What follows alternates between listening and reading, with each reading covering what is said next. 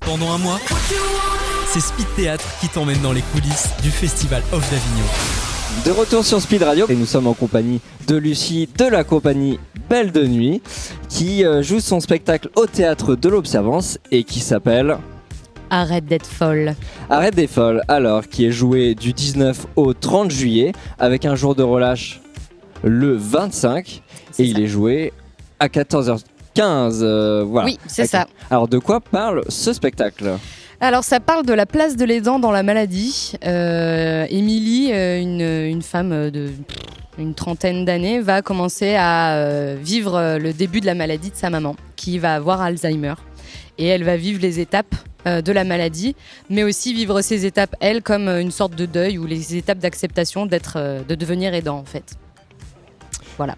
Et pourquoi un spectacle engagé ? Vous trouvez que dans la société actuelle, les personnes malades ne sont pas assez accompagnées et les aidants des malades ne sont pas assez forcément accompagnés ? Alors les malades commencent à être bien accompagnés, commence à y avoir pas mal de choses, mais c'est vrai que la place de l'aidant est en fait est pas légiférée, il y a rien autour de la place de l'aidant, c'est souvent très très tabou, même au sein d'une même famille. Je suis partie de ce spectacle par rapport à mon père qui a eu sa mère, donc ma mamie, qui est tombée malade et il était fils unique, voilà, il a dû gérer ça tout seul et il y a eu vraiment un gros tabou autour de cette maladie-là. Même nous, ses enfants, même sa femme, ma mère, comprenaient pas tout ce qui se passait.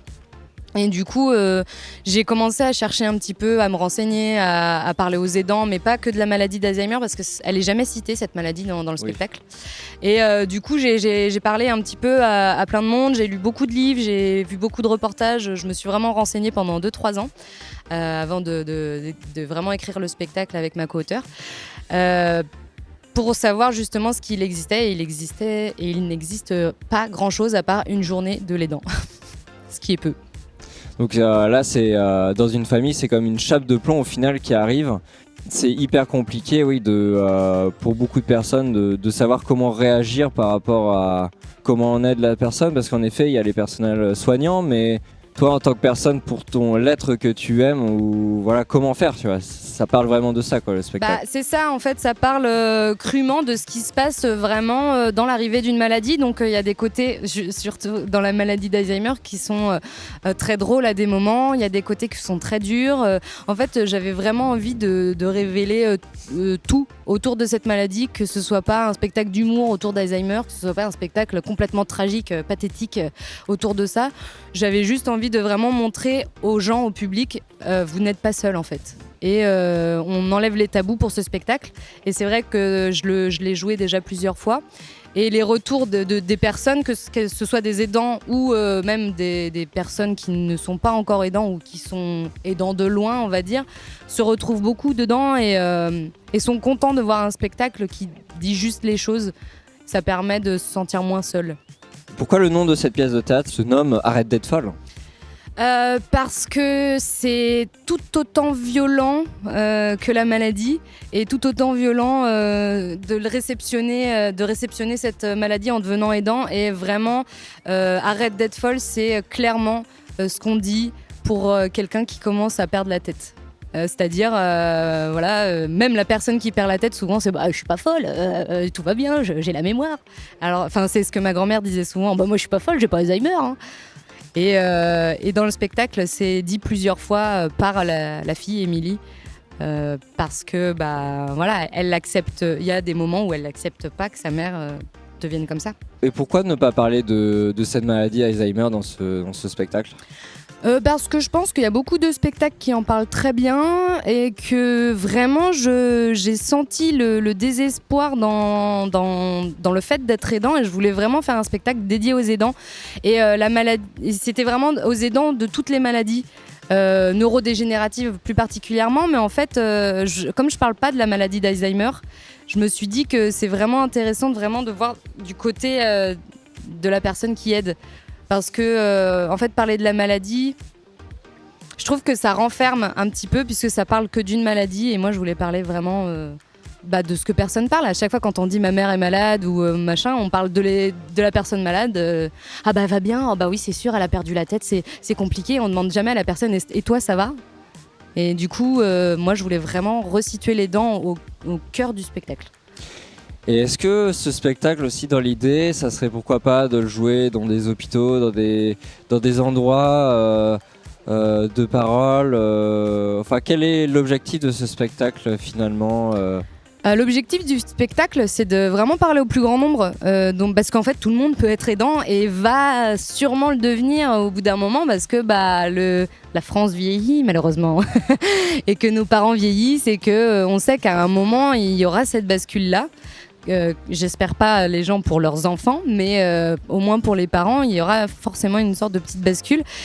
Et oui, moi j'aimerais bien le jouer partout où ce sera possible de le jouer, même pour tous les publics, parce qu'en fait, c'est être aidant, ça n'a pas de critère social. Donc voilà, je l'ai joué une fois devant une maison de retraite.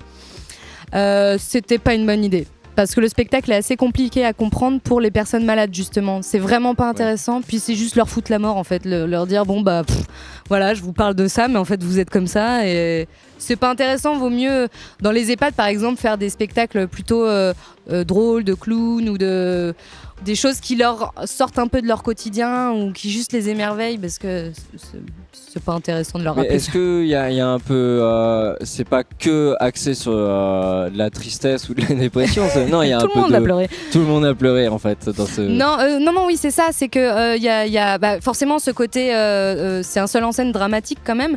Il y a tout ce côté triste, mais il y a aussi beaucoup de...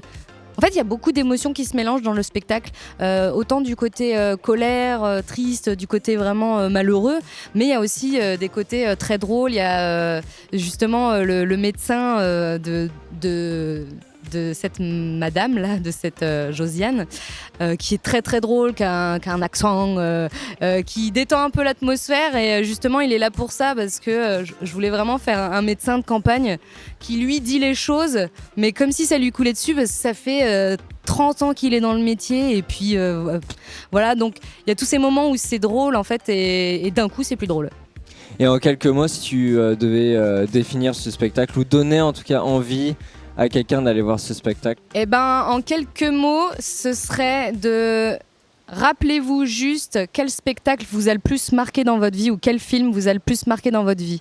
La plupart du temps, c'est quand même un film dramatique ou un spectacle dramatique. Et la vie est une comédie. Et des fois, la vie est un théâtre. La vie est un théâtre, donc... Merci en tout cas d'être venu sur l'antenne de Speed Radio. Alors je rappelle que le spectacle qui s'appelle Arrête d'être folle est joué du 19 au 30 juillet au théâtre de l'Observance, sauf le 25 parce que c'est le jour de relâche, et c'est à 14h15. Oui. Merci beaucoup. Du mix et du théâtre, c'est Speed Radio. Découvrez toutes les émissions et podcasts sur le www.speed-radio.com.